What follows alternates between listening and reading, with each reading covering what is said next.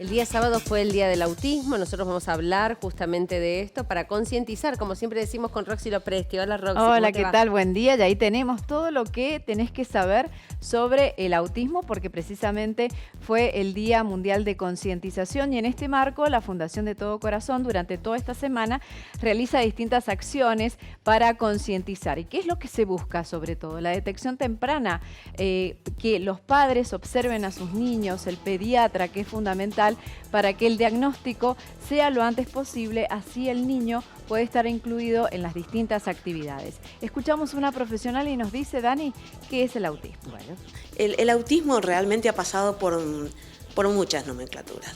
Se ha dicho el síndrome autista cuando se hablaba del DSM-4 con el síndrome autista. Se habló de los TEA, es un trastorno en el espectro autista. Ahora se está hablando que es una condición del espectro autista, es decir, realmente es un cuadro tan indefinido y tan desconcertante que realmente evoluciona hasta en la terminología que va a recibir el síndrome, porque es un síndrome, es un trastorno, es una condición y es un todo tan complicado que realmente hasta el tema de definir qué es lo que es el autismo cuesta. Lo que creo que es realmente importante es cómo detectar a los chicos por autismo. Y este es el punto, la detección. Mira Sí, vos. es Roxy, ¿cuál es la incidencia? Quiere decir, o sea, la cantidad de casos respecto de que se las diagnostica. estadísticas, claro, que hay. ¿Querés que lo veamos Bueno. en el siguiente detalle? A Bueno. ver, para que ustedes observen la incidencia. 1 de cada 54 niños tiene este trastorno del espectro autista y la prevalencia es 4 veces mayor en varones en relación a las nenas. Y ahí lo que decía ella, bueno, fundamental la detección, y aquí se focaliza en los pediatras. Muchas veces los docentes son los que hacen el llamado de atención a los padres, y los padres también es fundamental que observan a sus niños, por esto que decimos del diagnóstico temprano, para sociabilizar al niño lo antes posible. Nosotros hemos hecho entrevistas con 2 profesionales, la que veían ustedes recién, una fonoaudióloga que nos habla el abordaje desde que es niña, es niño la persona, ¿sí? Cuando son niños. Y después, en otra de las notas, con una psicóloga que ella nos dice, bueno, cuando pasan esta etapa de la niñez hacia el adolescente, el adulto, es fundamental el abordaje. Ya hay muchas falencias en este sentido. Falta de instituciones que los acobije. Bueno, muchísimas situaciones que ella plantea en la siguiente nota. Se ve exactamente con total claridad a los 30 meses, se ve mucho antes. Los médicos no se animan a diagnosticar antes de los 30, pero un chiquito al año y medio, a los 2 años, ya está claro totalmente si tiene autismo o no. Realmente lo que a mí me preocupa, bueno, nosotros trabajamos con chicos pequeños, es el mal diagnóstico y el tardío diagnóstico. Entonces, ¿qué pasa? Ahora se está diagnosticando a los chicos por el DSM-5, habla de los trastornos del neurodesarrollo. Antes se hablaba de TGD, trastorno general del desarrollo, y ahí se ubicaba a los chicos con autismo.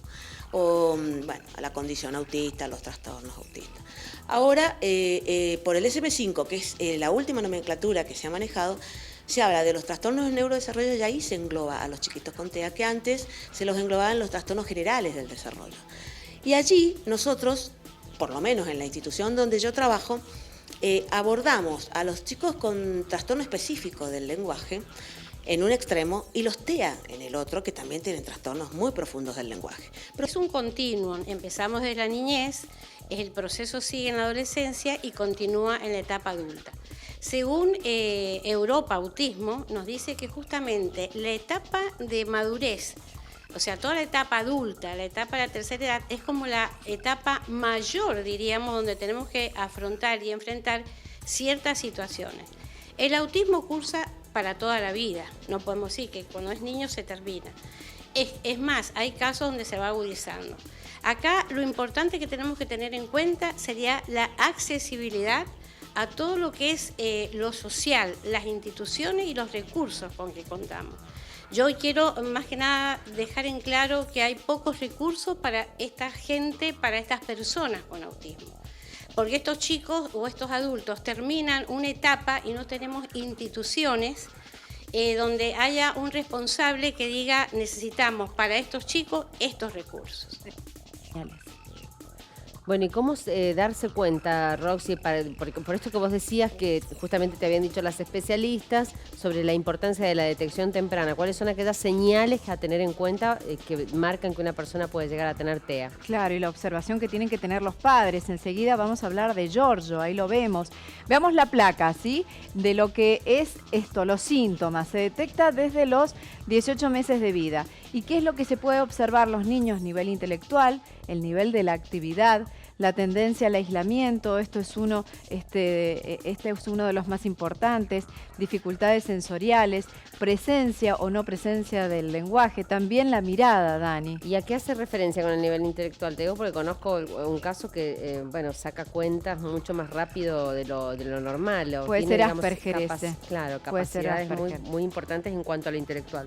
Claro, sí, depende del grado de autismo que tenga cada niño, ¿no? Ah, bien. Digo, estos son algunas señales de alerta. En lo intelectual puede ser en cuanto a las comprensiones, ¿ah? Cuando vos le das una orden al niño, por ejemplo, si lo respeta o no, viste que muchas veces tienen berrinches. Bueno, son estas situaciones, señales de alerta que los padres tienen que estar atentos. Y mira esto, fundamental desde los 18 meses de vida, para que observen. Nosotros hicimos 2 notas también con 2 papás. Una mamá que tiene a su hijo, como lo veíamos acá, a Giorgio, de 9 años, y nos contó de qué forma es transitar después del diagnóstico. Y después Raúl, que tiene su hija de 33 años, que tiene, aquí la vemos también, que tiene también autismo. Y él nos plantea esto que decía la psicóloga: ¿qué hago yo cuando yo no esté?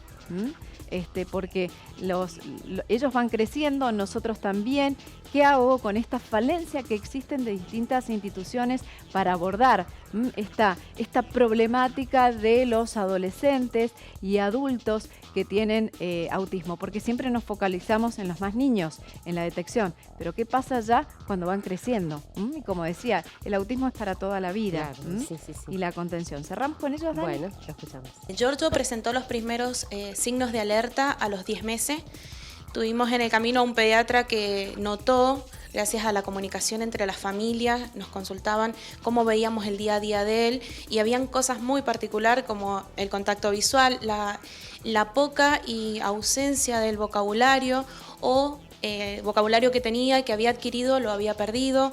Se nos mandó a hacer una evaluación neurolingüística a los 12 meses, pero no tuvimos suerte, porque lo primero que nos dijeron que había que esperar, que era varón, que era lento en cuanto a la comunicación, y bueno, recién logramos que a los 2 años y 4 meses nos dieran el diagnóstico definitivo, que era ya muy claro, su antecedente ya había sido muy marcado, él tenía todas las condiciones para decirse y evaluarse mucho antes de que era autismo.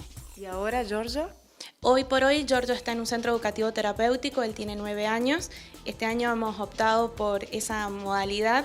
Cuando empieza la adolescencia, estos chicos tienen todos los rasgos del adolescente, o sea, que ellos se enojan, se ponen rebeldes y demás, como todo adolescente.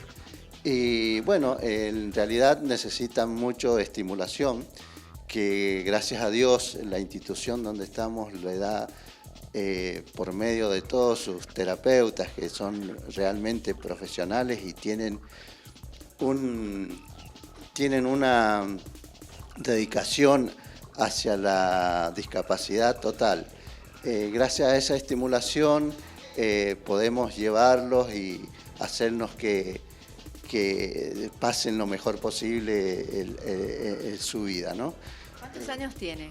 Mi hija tiene 33 años ya.